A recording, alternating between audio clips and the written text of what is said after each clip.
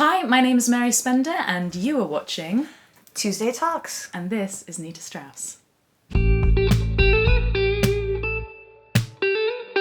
Tuesday Talks. Okay, so I am holding your beautiful signature Ibanez guitar. Mm-hmm. Can you tell me a little bit more about it? Yes, How definitely. it all came about? This is the Ibanez Jiva, my signature guitar. So the whole concept that we did, I'm going to put it so that everybody can see it. I'll have you hold it, and I'll refer to it like Wheel of Fortune. So basically the whole concept of the guitar is that your guitar has a life of its own, has a mind of its own. If your guitar is anything like my guitar, it thinks for itself and does what it wants to. So the name Jiva actually is the Hindu word for essentially like your soul. It's the part of you that lives on after your body is gone. Mm-hmm. So I hope that this guitar and the music that I make will live on, and the music people make with it will live on. So that was basically the concept. It's a mahogany body, ebony neck, and quilted maple top. You see, going along with the guitar being its own entity, it has its own heartbeat. Yeah, amazing. The inlay is called the beaten path. So you see that the spikes, it's like the heartbeat EKG. Yeah. And the EKG corresponds to the dots on the fret. So it's 3, 5, 7, 9, 12, and so forth. And of course, as you get higher up the neck, the heartbeat gets faster.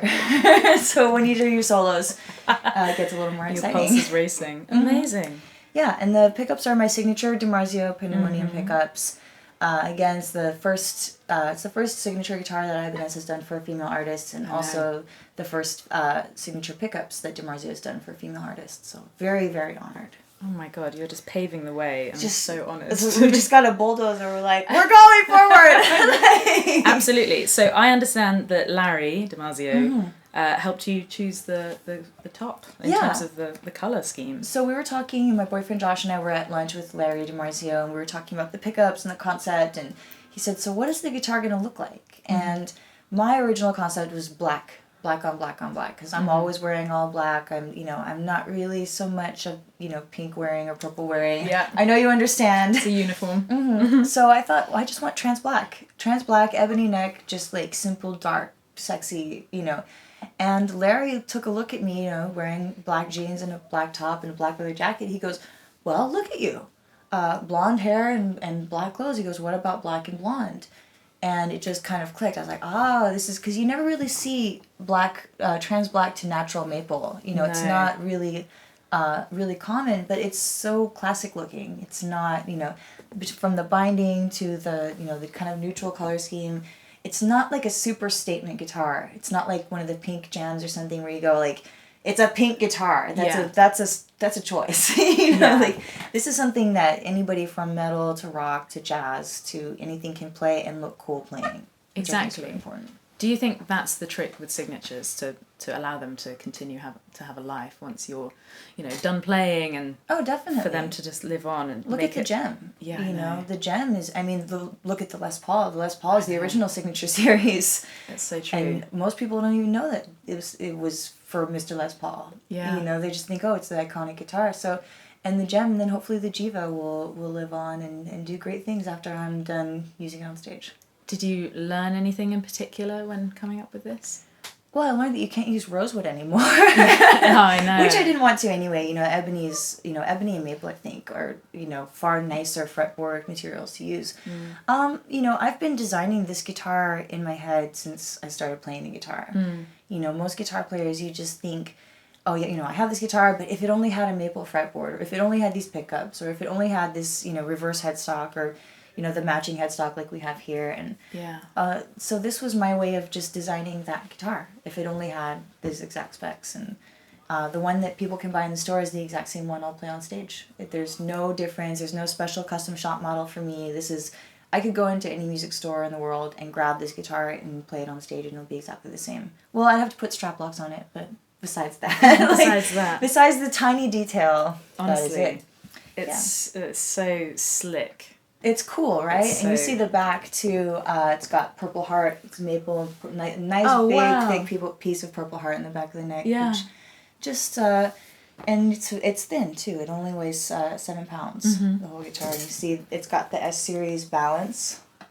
so you don't actually have to hold it at the neck joint. You can just balance it right here, and there's no difference in the weight between the body and the neck.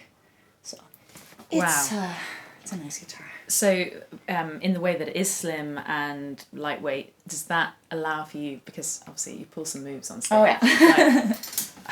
I don't know how you do it. It makes it more fun. It makes it exciting because you never know when the strap locks are going to fail and the guitar just goes flying into the crowd. That has never happened to me. Okay. Yeah. I see it on YouTube all the time. People send me the guitar fails. Yes. The guitar spin fails because I do that trick so much. They're like, don't let this happen to you. It's never happened. What happened the first time I ever did it, actually.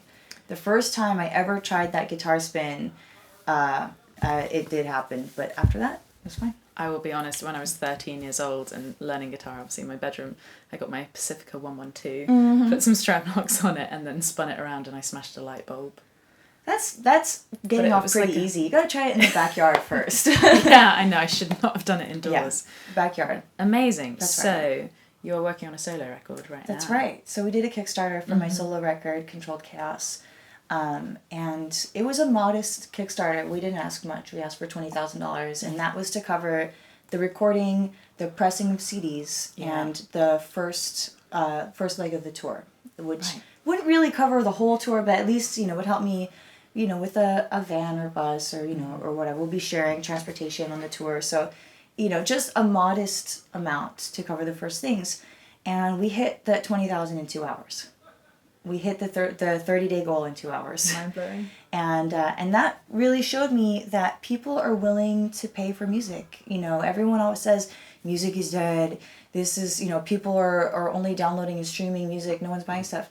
This proved without a shadow of a doubt that people will help support something that they want to support. Yeah. I have a Spotify account. I have YouTube Red. Like, I listen to a lot of music on there too. But if there's something I want to buy, I'll buy it. You know.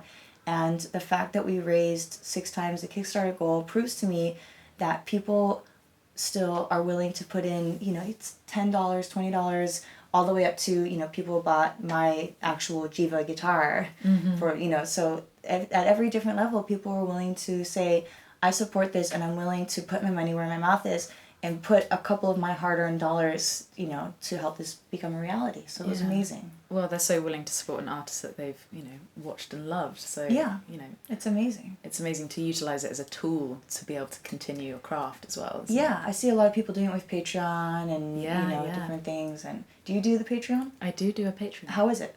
It's great.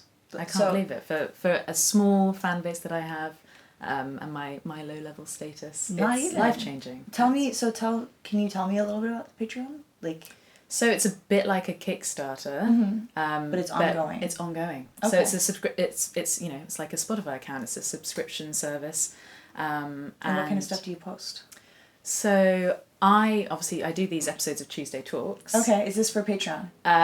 It's sort of related to Patreon. So there's the highest tier, you can have your name in the credits of each Tuesday Talk. Oh, that's awesome. So because not all of them are obviously they're not branded content, it's just me Very getting cool. to have conversations with interesting people or talk about advice or things I've learnt. So people get to support that. Really and then, sort of behind the scenes photos and little interactions and Q&As and stuff. So basically you're posting there instead of your Instagram story or something. Yeah, but sort of using all of it. That's really cool. Yeah, it's really, super really interesting. Smart. And some of the guys here, they really know how to look after their fans. So I'm learning a lot by being at TGU. Yeah. We were talking about this as we were walking into the room, just how much there is to learn here, because this is the community of expert YouTubers, and I'm pretty good on the other social medias, but YouTube is something I don't know much about, and Patreon, the more paid, the ways of actually making a living doing this is what I don't know about. Yeah. So it's really interesting seeing, some of these guys here that create so much content and release so many videos. It's inspiring to me. It's a whole new world, and I think within 2 years' time it's going to be entirely completely different world. different landscape. Same people, just whether the platform changes or whether everyone just gets bigger from events like this, we all help each other.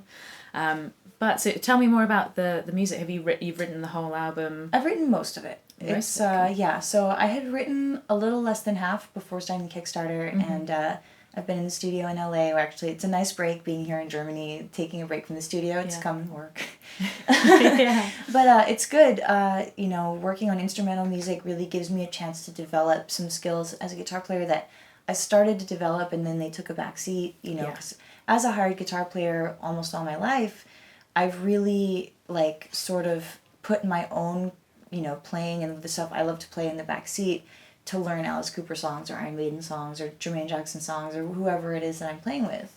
So doing this is allowing me to go back and explore what I really wanted to do when I started playing guitar, which was play like Steve Vai and Satriani and Vinnie Moore and Marty Friedman and Jason Becker, and really just kind of like go back to what I love to play. So it's really, really been exciting. Well, and it's, you know, you're in such amazing company in terms of having a signature with Ibanez and all those guys. So it's still a dream. Like I can't even. It just actually went up on the website. I think last week. You know, it was announced in January right now, but it just got announced. Like it just went up officially on the website, and I saw my picture there next to everyone. It's so. I almost made it the background on my phone, which is just like just like it's so surreal. It kind of goes to show you, you know, like the movie Rockstar. I reference this all the time, but if you work hard enough and you want it badly enough, dreams come true, and that's what happened for me for sure. Well, and you thoroughly deserve it. So Thank you. Thank you so much for your time. Thank you for having me. Thank you for joining me on this Tuesday Talks. Tuesday Talks. Don't forget to subscribe and like this video, and yeah, honestly, it's an honour.